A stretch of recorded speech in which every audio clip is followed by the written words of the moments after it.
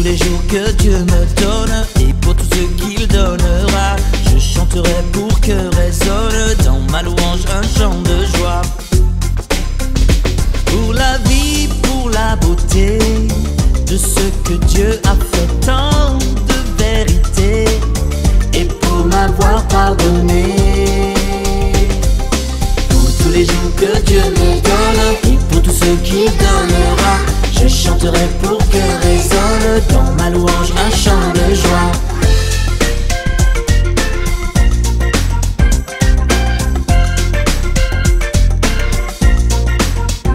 Qui pourrait imaginer un tel amour? Je sais que je ne pourrais jamais, jamais l'égaler. Pour tous les jours que Dieu me donne et pour tout ce qu'il donnera, je chanterai pour que résonne dans ma louange un chant de joie. Venez les enfants, venez, louer, chanter, un chant de joie. Je chanterai, alléluia. Venez, louer le Seigneur, jamais, jamais l'égaler, un chant de joie. I'm gonna praise you, Lord, I'll praise you. I'm gonna praise you all my days. I'm gonna praise you, Lord, I'll praise you. I'm gonna praise you all my days. Pour tous les jours que Dieu me donne et pour tout ce qu'il donnera, je chanterai pour que résonne dans ma louange un chant de joie. Louez le Seigneur.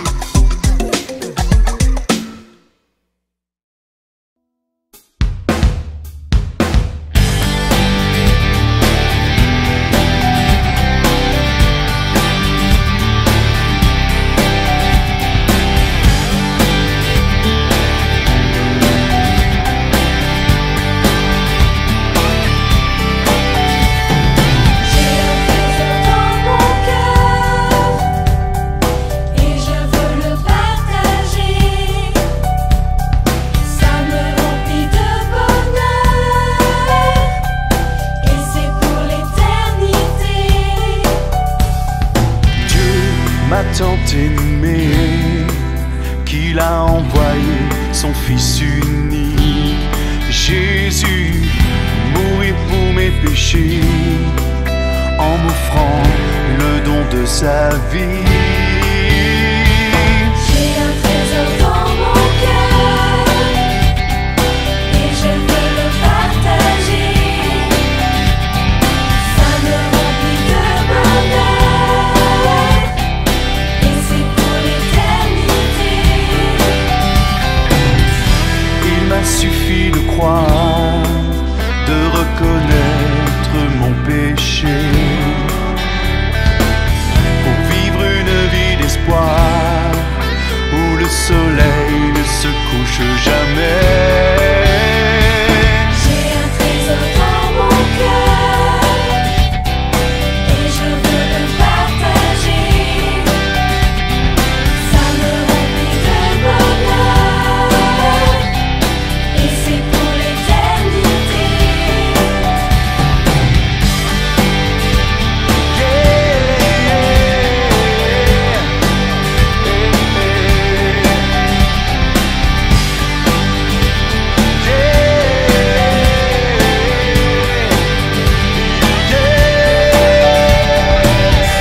À Jésus viens aussi, il veut te laver, te purifier,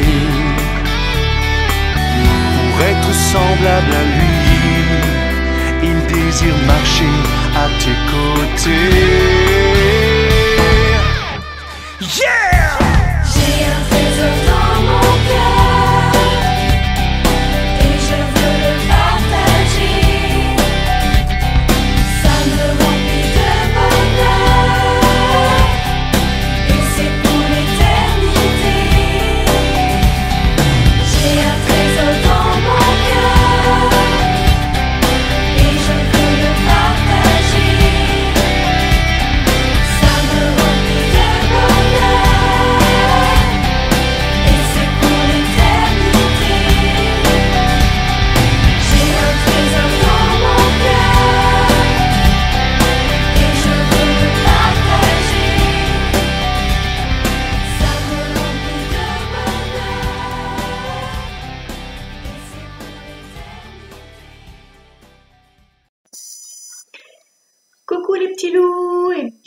Bienvenue dans notre école du dimanche. Aujourd'hui, je vais vous montrer un autre mystère du royaume de Dieu. Mais avant de commencer, je voudrais répondre à cette pensée qui s'est imposée dans mon cœur cette semaine concernant une question que quelqu'un parmi vous se pose. Et cette question ou cette remarque ou cette pensée, c'est « Moi, je n'arrive pas à comprendre ce qu'est le royaume de Dieu. » Le royaume de Dieu ne se trouve pas dans un lieu géographiquement figé ou établi sur la terre, comme tous les autres royaumes. Dans la Bible, on parle de royaume, mais on peut parler aussi du pays de Dieu, par exemple, si ça vous aide à bien comprendre.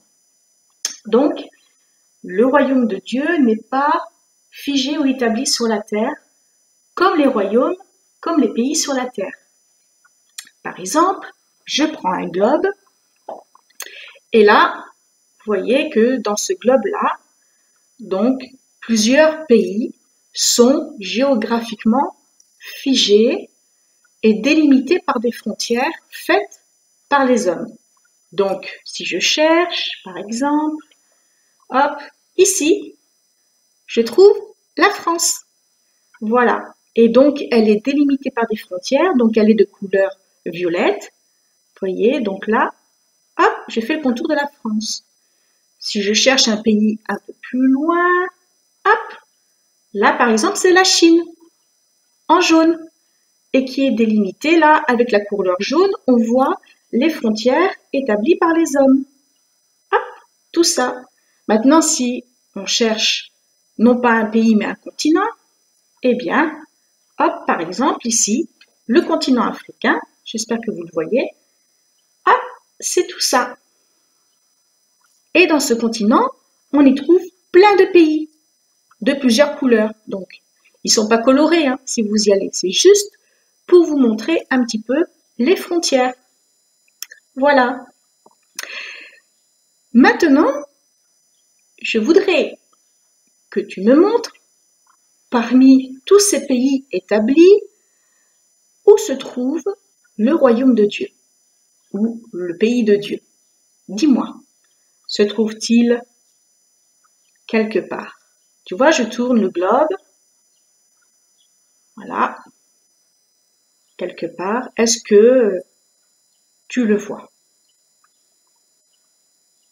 Bon, je vais t'aider un petit peu. On ne peut pas le voir.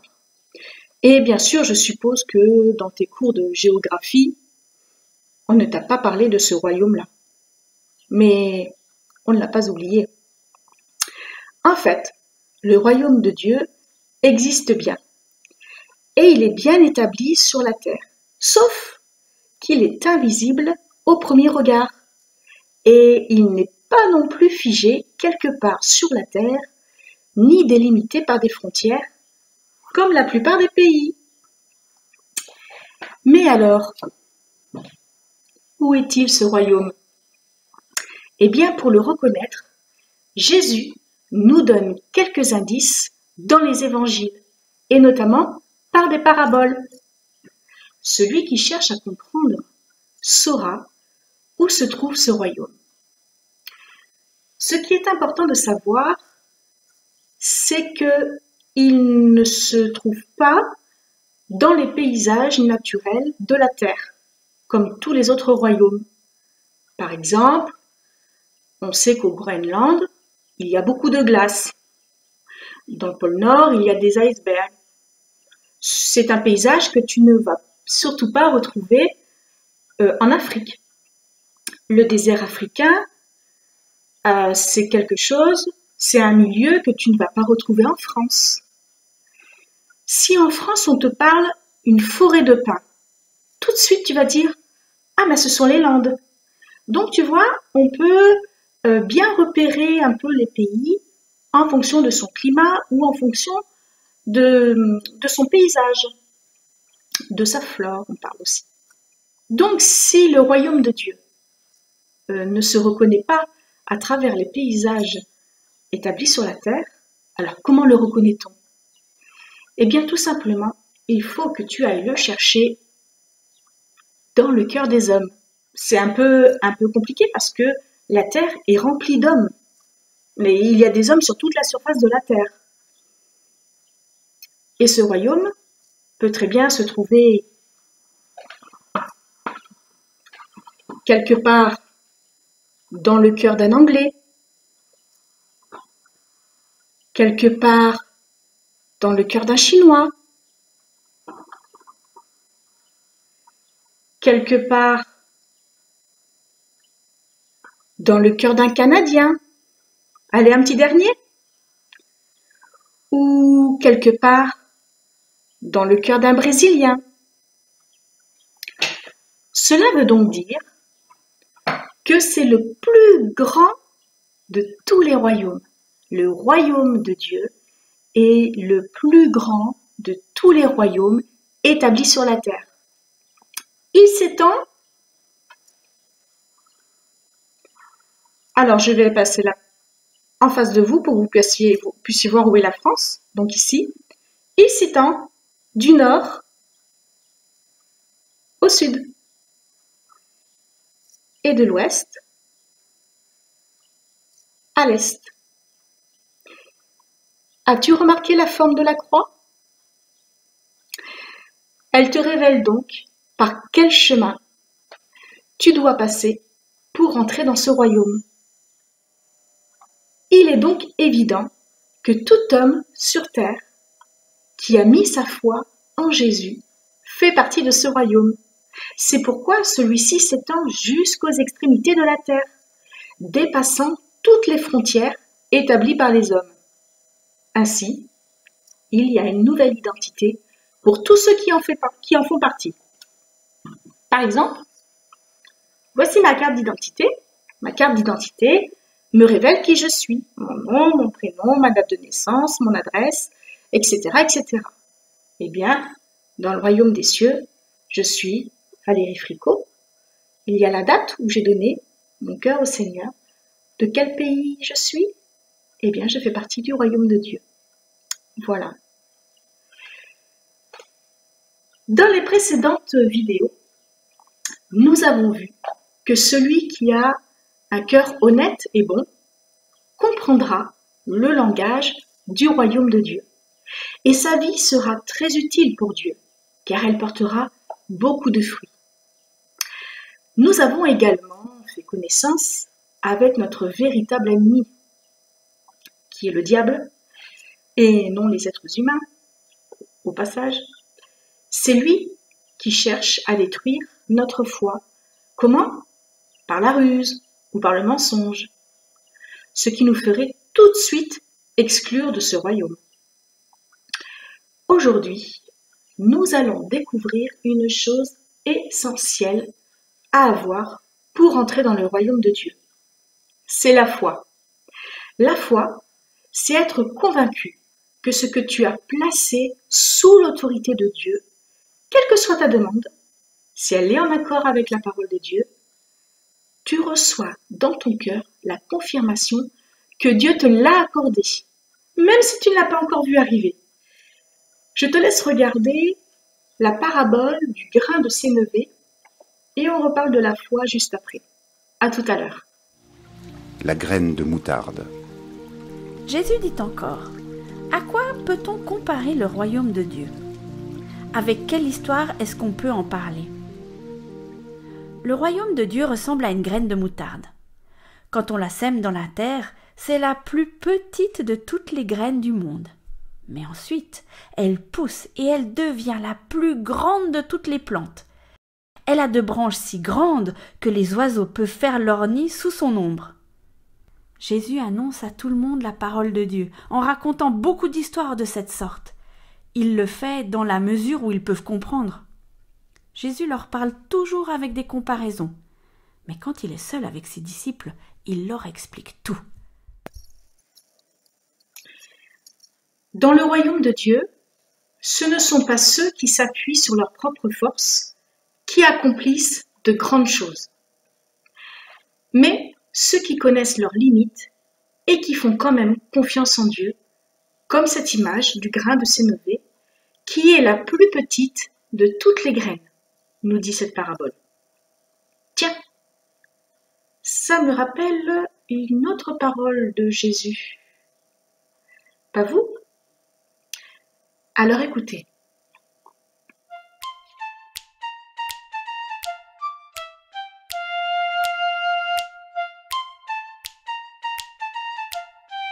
Lorsque Jésus était sur terre, il était entouré de ses disciples. Il y avait Matthieu, Jacques, Simon et d'autres encore. C'est Jésus lui-même qui les avait choisis. Il l'accompagnait partout où il allait. Ce jour-là, ils étaient en route pour Jérusalem. Comme à son habitude, Jésus parlait avec les gens qu'il rencontrait sur son chemin. Bien souvent, il s'installait à l'ombre d'un palmier ou sur une colline pour les enseigner et leur dire combien Dieu les aimait. Jésus commençait à être connu et bien souvent, une grande foule se pressait autour de lui. Jésus était donc assis là. Il parlait de choses très importantes et très sérieuses. C'était des discussions d'adultes et seulement pour les adultes. Pourtant, il y avait des mamans. Elles étaient venues avec leurs enfants. Il y avait des tout petits enfants, des bébés aussi. Elles en avaient 1, 2, des fois 3. Il y en avait vraiment beaucoup. Ils faisaient du bruit. Il y en a peut-être qui pleuraient. Il y en a sûrement qui étaient en train de courir, de jouer au milieu des gens. Bref, ils devaient déranger.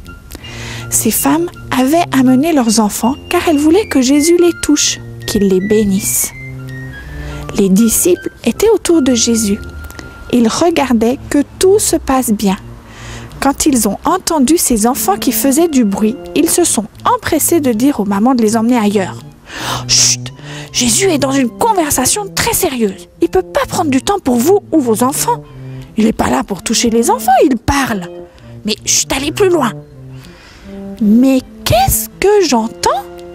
C'était Jésus qui s'était retourné et qui n'était pas très content de voir que les disciples repoussaient les enfants. « Laissez venir ces enfants jusqu'à moi. J'ai du temps pour eux. Mes discussions peuvent attendre. Ces enfants sont très importants et je les aime tout plein. Quelle joie de les voir parmi nous. » Jésus les a pris sur ses genoux, il les a bénis. Moi, je suis sûre qu'il les a chatouillés, parce que tous les enfants aiment les chatouilles. Et Jésus, il aime voir les enfants rire, encore aujourd'hui.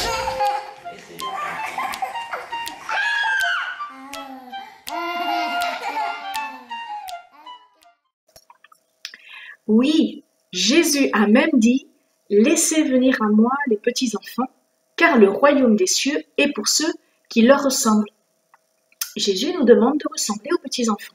Mais en quoi? Un jour, alors que les disciples demandaient à Jésus qui est le plus grand dans le royaume des cieux, Jésus appela un petit enfant et le plaça au milieu en leur disant « C'est lui, parce qu'il est humble. » Alors être humble, c'est ne pas se vanter de nos exploits.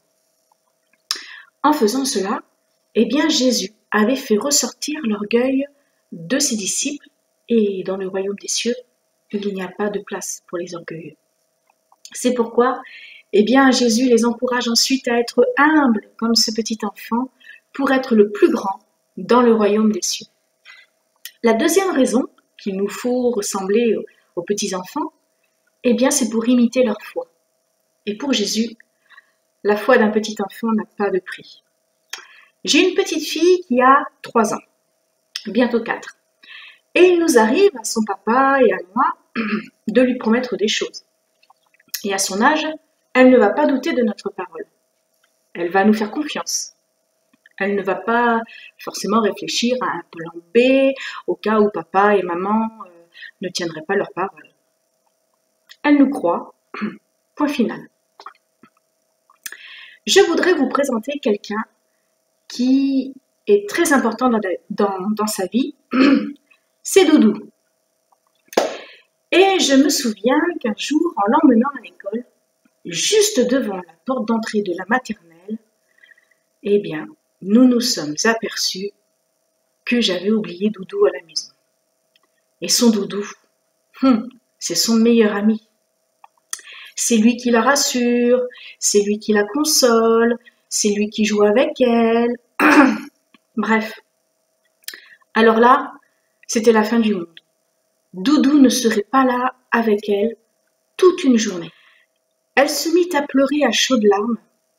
Alors, je lui ai promis de retourner à la maison, d'aller chercher Doudou et de lui ramener aussitôt après.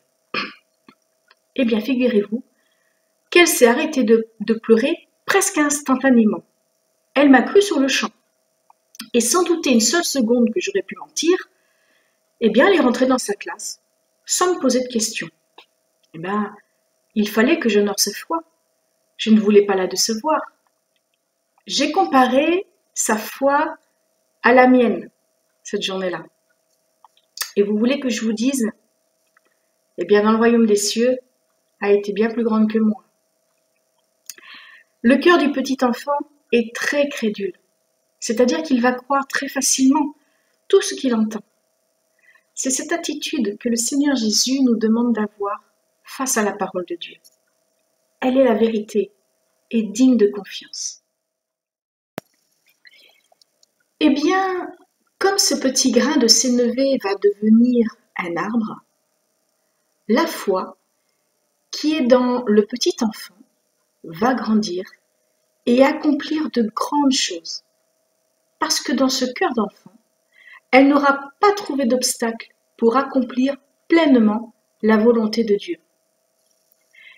Parmi ces obstacles, on peut y trouver la peur, l'inquiétude, le doute, parfois nos propres raisonnements, ou tout simplement le manque de foi. La foi, lorsqu'elle est libérée, guérit toutes les maladies physiques et mentales, toutes nos infirmités. Par elle, nous recevons le pardon de nos péchés. La foi délivre du danger. La foi nous sauve. Et la Bible dit que tout est possible à celui qui croit, parce que la foi nous rend agréables à Dieu. Et c'est lui, à travers elle, qui accomplit tous ces prodiges. L'image des oiseaux du ciel qui viennent habiter sous l'ombre de cet arbre me fait penser à cette phrase « Celui qui demeure à l'abri du Très-Haut repose à l'ombre du Tout-Puissant ». Cela veut dire que notre âme se repose lorsque nous marchons avec Jésus-Christ et que nous obéissons à sa parole. Tu sais, ton âme est l'endroit en toi où vont se loger tous tes sentiments, comme la joie ou la tristesse. Ces sentiments peuvent changer en fonction de ce que tu vis ou de ce que tu fais. Mais lorsque nous habitons avec Jésus, notre âme est dans le repos. En effet, à son contact, nos angoisses laissent place à la sérénité. Nos souffrances laissent place au bonheur. La sécheresse qu'il y a dans notre cœur laisse place à l'abondance. Notre amertume laisse place à la consolation. La tristesse laisse place à la joie. Notre désespoir laisse place à l'espérance. Bref, au contact de Jésus, notre âme est restaurée. Alors, tu vois, ce petit grain de sénévé, qui est l'image de la foi, si petite soit-elle, peut faire de grandes choses dans ta vie et la transformer en une œuvre magnifique. Dès aujourd'hui, je t'encourage à faire le bon choix et ta vie changera. Sois béni mon ami, je te souhaite de passer une belle journée. N'oublie pas de visiter notre page Facebook et de laisser tes commentaires ou tes questions et nous y répondrons. Je te fais des gros bisous, bonne semaine et à très bientôt. Bye bye!